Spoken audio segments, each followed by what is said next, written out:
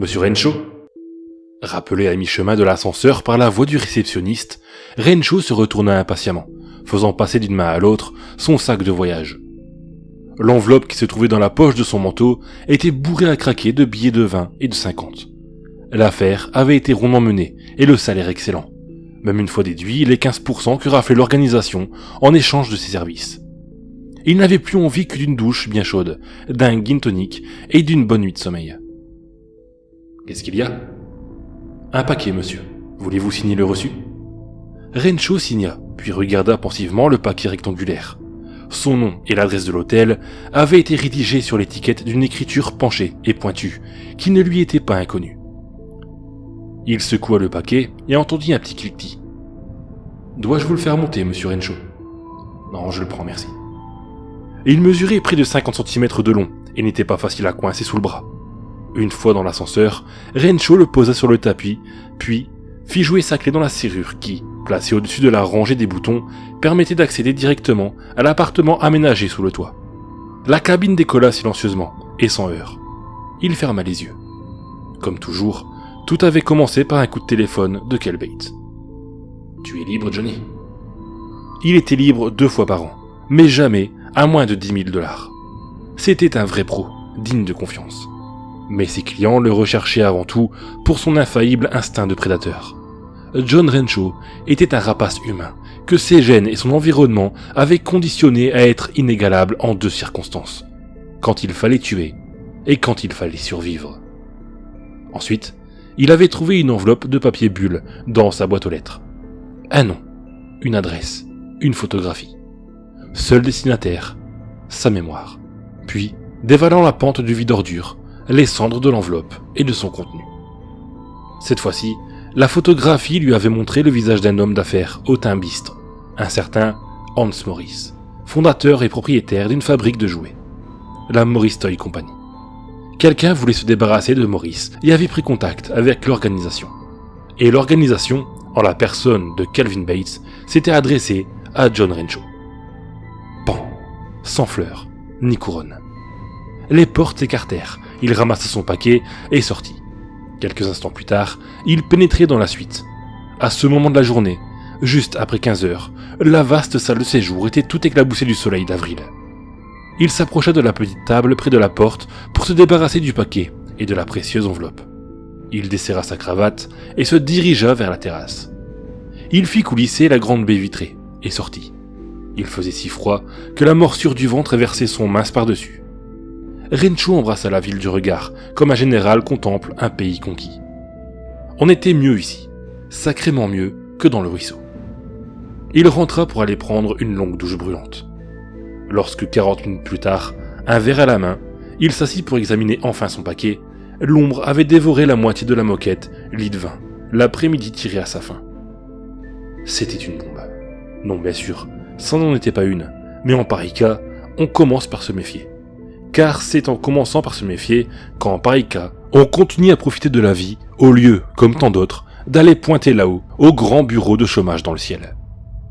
En tout cas, ce n'était pas une bombe à retardement. Elle était là, devant lui, silencieuse, narquoise, énigmatique. Maintenant, de toute façon, on utilise plus facilement le plastique. C'est moins capricieux que ces minuteries fabriquées par Westclock et Big Ben. Rencho examina le cachet de la poste. Miami, le 15 avril. Ça faisait 5 jours. Non, si cela avait été une bombe à retardement, elle aurait déjà explosé dans le coffre-fort de l'hôtel. Miami. Vu.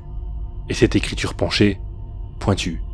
Il avait aperçu une photo encadrée sur le bureau de l'industriel au teint bistre. Affublée d'un fichu, la vieille taupe avait la figure encore plus jaune que Maurice.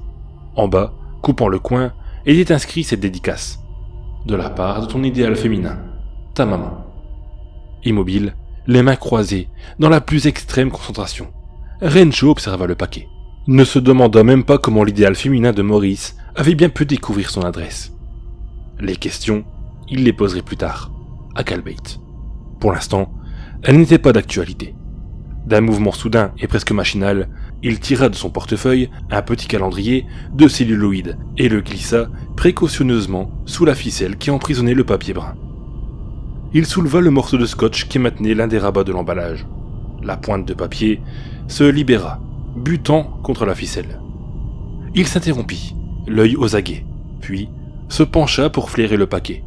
Du carton, du papier, de la ficelle. Rien d'autre. Il fit le tour de la boîte, s'accroupit, puis répéta l'opération. L'un des rabats se libéra de l'emprise de la ficelle, révélant une boîte d'un vert sombre. Boîte métallique, couvercle à charnière. Il tira un canif de sa poche et coupa la ficelle. Elle tomba, et de la pointe de son couteau, Rencho dégagea la boîte. En blanc sur le fond vert, se découpaient ces mots. G.I. Joe, boîte Vietnam. Et juste en dessous, en noir, figurait cette liste. 20 fantassins, 10 hélicoptères, 2 hommes avec mitrailleuse, 2 hommes avec bazooka, 2 ambulanciers, 4 jeeps. Puis, encore en dessous, un drapeau en décalcomanie. Tout en bas dans un coin, Maurice Toy Company, Miami, Floride. Il posa la main sur la boîte, mais la retira aussitôt. Quelque chose avait bougé à l'intérieur. Rencho se leva, puis posément traversa la pièce en direction de la cuisine et de l'entrée. Il fit de la lumière. La boîte G.I. Joe remuait, faisant glisser sous elle le papier brun. Soudain, déséquilibrée, elle tomba sur la moquette, avec un bruit sourd, atterrissant sur la tranche. Le couvercle s'entrebâilla de quelques centimètres. De minuscules fantassins, hauts d'environ 4 centimètres, s'échappèrent en rampant de la boîte. Rencho les observa sans scier. Son esprit ne perdit pas de temps à mettre en doute ce qu'il voyait. Seule l'évaluation de ses chances l'intéressait. Chaque minuscule soldat portait un treillis, un casque et un pactage. Une carbine miniature était jetée en travers de leurs épaules. 2 d'entre eux gratifièrent Rencho d'un bref coup d'œil. Leurs yeux étincelaient, pas plus gros que des billes de stylo. 5, 10, 12, tous les 20 furent là. L'un qui faisait de grands gestes commandait aux autres. Ils s'alignèrent le long du couvercle, entr'ouverts par la chute, et commencèrent à pousser. La fente s'élargit progressivement. Rencho saisit l'un des gros coussins du canapé et s'avança vers eux. L'officier se retourna en gesticulant. Les autres l'imitèrent, empoignant leurs fusils. Rencho entendit comme des claquements à peine perceptibles, puis eut soudain l'impression d'être piqué par des abeilles. Il jeta le coussin. La masse balaya les soldats, puis rebondit contre la boîte qu'elle ouvrit toute grande. Tel un vol de moustiques, bourdonnant, une nuée d'hélicoptères miniatures camouflés en vert s'en échappa. Au moment où les infimes déflagrations parvenaient à ses oreilles, Rencho vit, au milieu des portes ouvertes des hélicoptères, les éclairs que crachaient les gueules grandes comme des têtes d'épingle. 2 petits dards s'enfoncèrent dans son ventre, dans son bras droit et dans son cou. Sa main fondit sur l'un des engins, l'attrapa. Une onde de douleur parcourut ses doigts. Le sang jaillit. Les pales tourbillonnantes avaient entaillé ses phalanges jusqu'à l'os. Les autres hélicoptères quittèrent un à un l'alignement pour commencer à tourner autour de lui. Celui qui l'avait fauché piqua sur le tapis et s'écrasa. Une douleur fulgurante traversa son pied. Rencho ne put réprimer un cri. Grimpé sur sa chaussure, l'un des fantassins lui tailladait la cheville à coups de baïonnette. D'un coup de pied, Rencho l'envoya se fracasser contre le mur, de l'autre côté de la pièce. Ce ne fut pas du sang qui y coula, mais un liquide pourpre et visqueux. Il y eut une explosion, presque un éternuement, et une sensation atroce lui déchira la cuisse. L'un des servants s'était posté à côté du nécessaire, et un panache de fumée s'échappait paresseusement de son bazooka. Rencho examina sa jambe et aperçut dans son pantalon un petit trou noir et fumant de la taille d'une pièce de monnaie. Dessous, la chair était carbonisée. « Il m'a eu, ce petit salaud !» Il traversa l'entrée en courant, se précipita dans sa chambre. L'un des hélicoptères frôla sa joue. Une mitrailleuse crépita, puis il s'éloigna. Le 44 Magnum qui se trouvait sous son oreiller était assez puissant pour faire un trou gros comme le poing dans n'importe quelle cible. Rencho fit un volte-face tenant le revolver à 2 mains. Froidement, il prit conscience qu'il devait abattre une cible mouvante, pas plus grosse qu'une ampoule électrique. 2 hélicoptères pénétrèrent dans la chambre. Assis sur le lit, Rencho tira une première fois. L'un des engins se désintégra. Et de 2, pensa-t-il. Il visa de nouveau, pressa la gâchette. Ah, il a bougé, saloperie! Il a bougé. Décrivant un brusque arc de cercle, l'hélicoptère fondit sur lui. Accroupi dans l'encadrement de la porte, l'homme qui tenait la mitrailleuse de l'hélicoptère tira plusieurs rafales brèves. Rencho se jeta sur le sol et roula sur lui-même. Ah, mes yeux! Le salaud voulait m'avoir aux yeux! Il se retrouva sur le dos, près du mur opposé, tenant son arme à hauteur de poitrine. Mais l'assaillant battait en retraite. Il semblait faire du surplace pendant un moment, puis disparut en direction du salon, s'inclinant devant la force de feu supérieure de Rencho. Rencho se leva, tressaillant de douleur, quand il s'appuya sur sa jambe blessée. Elle saignait abondamment. Il déchira la tête d'oreiller en lanière dont il se servit pour bonder sa jambe, ramassa le miroir de toilette qui se trouvait sur la commode et se posta près de la porte de l'entrée. Il s'agenouilla, puis posa le miroir sur le tapis, l'orientant de façon à pouvoir tout observer. Ils installaient un campement près de la boîte. Les soldats miniatures s'affairaient, montant les tentes. Des jeeps de 5 cm de haut semblaient accomplir des tâches de la plus haute importance. Un ambulancier s'occupait du soldat que Rencho avait envoyé bouler. Au-dessus, les 8 hélicoptères rescapés formaient un essaim protecteur, tournant à hauteur de table à thé.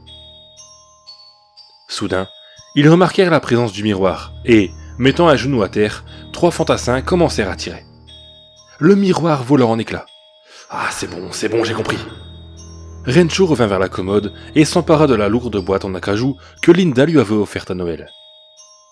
Il la soupesa, s'approcha de la porte de l'entrée, puis la franchit d'un seul élan. Il banda ses muscles et balança la boîte. Elle fila à toute vitesse, fauchant les homoncules comme des quilles. L'une des jeeps décrivit des tonneaux. Rencho s'approcha de la porte du salon, repéra l'un des soldats étendu et lui régla son compte. Plusieurs d'entre eux s'étaient remis. Certains étaient agenouillés, s'obstinant à tirer. D'autres s'abritaient.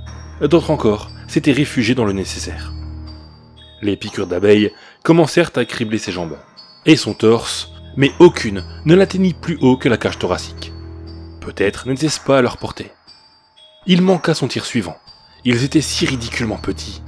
Mais la fois d'après, il écrabouilla un autre soldat. Les hélicoptères le chargeaient férocement. Maintenant, les balles minuscules se fichaient dans son visage, au-dessus et en dessous des yeux. Il abattit l'engin de tête, puis le second. La formation se dédoubla pour battre en retraite. Il épongea de l'avant-bras le sang qui coulait sur son visage. Il s'apprêtait à tirer de nouveau, quand il se figea. Les soldats qui s'étaient réfugiés dans la boîte avaient entrepris d'en extirper quelque chose. Quelque chose qui ressemblait à... Il y eut une flamme jaune, un crépitement, une gerbe de bois pulvérisé et de plâtre jaillit du mur sur sa gauche. Un lance-roquette. Il le mit en joue, le manqua, fit volte-face et se précipita vers la salle de bain, tout au bout du couloir.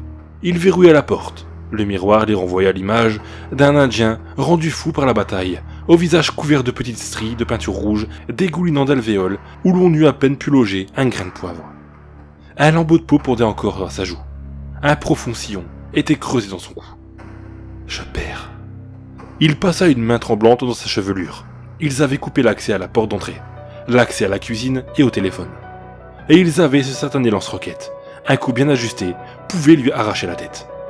Bon sang, celui-là ne figurait même pas sur la liste. Il avala un long trait d'air, puis le recracha dans un grognement soudain, car un morceau de la porte, à peine plus gros que le poing, venait de voler en éclats. De brèves flammes brûlèrent le bord déchiqueté du trou, puis il aperçut l'éclair d'un second tir. Des fragments de bois incandescents tombèrent sur le tapis de bain. Il les dispersa du pied, tandis que 2 hélicoptères s'engouffrèrent dans l'orifice en bourdonnant agressivement. Les mitrailleuses lui dardèrent de la poitrine. Avec un rugissement de rage, Rencho gifla l'un des appareils de sa main nue. Les pales se plantèrent dans sa paume.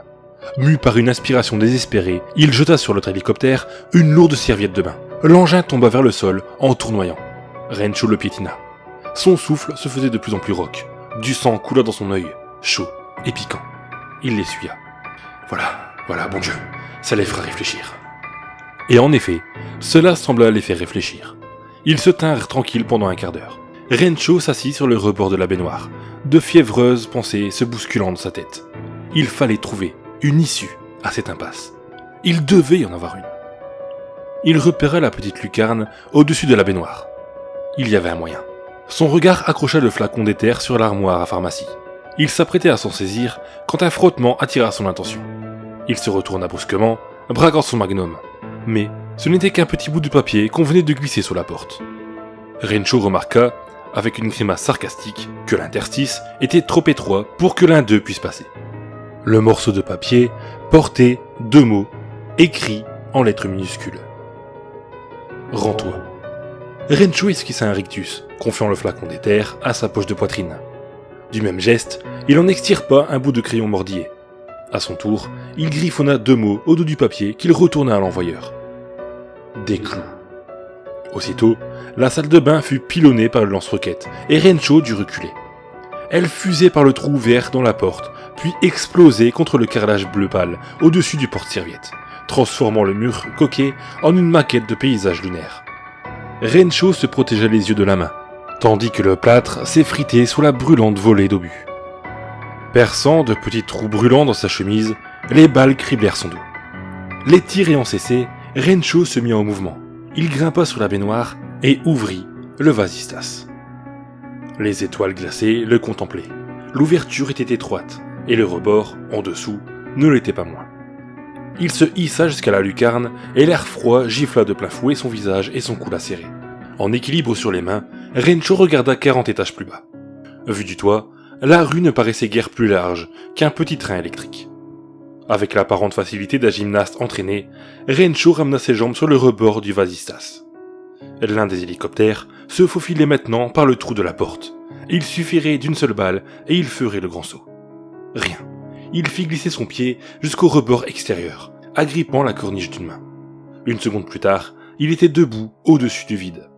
S'efforçant de ne pas penser au gouffre auquel il tournait le dos, ou à ce qui arriverait si l'un des hélicoptères le prenait en chasse, Rencho progressa vers l'angle de l'immeuble. 5 mètres. 3. Ça y est, il s'arrêta, la poitrine écrasée contre la paroi, les mains adhérant à la surface rugueuse. Maintenant, ce satané coin. Doucement, il fit passer un pied de l'autre côté de l'angle et reporta dessus tout son poids. L'arête lui scia le ventre et la poitrine. Son pied gauche glissa. Il chancela au-dessus du vide, pendant une fraction de seconde, battant frénétiquement l'air de son bras droit pour retrouver l'équilibre. Puis, étreignit farouchement les 2 côtés du bâtiment, le visage cisaillé par l'arête vive et le souffle court. Progressivement, il amena son second pied de l'autre côté. 10 mètres plus loin, la terrasse de la salle de séjour faisait saillie. Il continua de se déplacer en crabe, hors d'haleine. Par 2 fois, un coup de vent semblant vouloir lui faire perdre prise, il dut s'arrêter. Il tenait enfin la balustrade de fer forgé. Il escalada sans un bruit. Il avait laissé les rideaux à demi tirés sur la baie vitrée, et put donc risquer un coup d'œil prudent. Il lui tournait le dos, exactement comme il l'avait espéré. 4 soldats et un hélicoptère montaient la garde devant la porte. Le reste de la troupe et le lance-roquettes devaient être postés face à la porte de la salle de bain. Parfait. On fait irruption comme un flic, on liquide celui du séjour, et hop, direction la sortie. À l'aéroport, par le premier taxi. Une fois à Miami, trouver l'idéal féminin de Maurice. Peut-être pourrait-il lui griller le visage au chalumeau. Ce serait un juste retour des choses. Il ôta sa chemise et arracha une longue bande de tissu à l'une des manches. Il laissa tomber la loque à ses pieds, puis fit sauter le bouchon du flacon d'éther. Il y enfonça une partie de la bande, la retira, puis inséra l'autre extrémité du lambeau de tissu dans la petite bouteille, d'où sortait ainsi une mèche imbibée d'éther d'environ 10 cm. Il prit son briquet, inspira profondément et battit la molette. Il enflamma le tissu, fit glisser la baie vitrée et plongea dans le salon. L'hélicoptère réagit instantanément et le chargea à la façon des kamikazes. Rencho lança le bras en avant, remarquant à peine la vague de douleur qui déferla jusqu'à son épaule quand les pales tournoyantes lacérèrent sa chair. Les fantassins lilliputiens se réfugièrent dans la boîte. Ensuite, tout alla très vite. Rencho balança le flacon qui se transforma en une boule de feu. Il se rua en direction de la porte. Il ne sut jamais ce qui lui était arrivé. Le fracas qui retentit aurait pu faire penser à un coffre-fort tombant d'une hauteur respectable. Seulement, la vibration se propagea jusqu'aux fondations de l'immeuble. La porte de la suite fut arrachée de ses gonds et alla s'écraser sur le mur opposé. Un homme et une femme qui passaient devant l'hôtel levèrent les yeux, tous deux alertés par un grand éclair blanc. On eût dit que 100 armes à feu avaient tiré au même instant. « Quelqu'un a fait sauter les plombs », dit l'homme. « Enfin, je suppose. »« Qu'est-ce que c'est que ça ?» demanda la jeune fille. Quelque chose planait doucement vers eux. L'homme s'en saisit. « Bon Dieu, une chemise ? Il y a plein de petits trous et du sang. »« Je n'aime pas ça, » fit nerveusement la fille. « T'appellerais un taxi, hein, Ralph ? Les flics vont nous interroger s'il s'est passé quelque chose là-haut, et je ne suis pas censé me trouver avec toi. »« Mais oui, bien sûr. » Il jeta un coup d'œil alentour, aperçut un taxi et le siffla. Ils coururent. Derrière eux, un petit morceau de papier qu'ils n'avaient pas remarqué atterrit près du vestige de la chemise de John Rencho. Une petite écriture penchée et pointue avait rédigé ces mots. « Hé les gars, un super bonus dans cette boîte Vietnam. Attention, il s'agit d'une offre limitée. Un lance-roquette, 20 missiles sol-air à tête chercheuse, une mini-bombe atomique.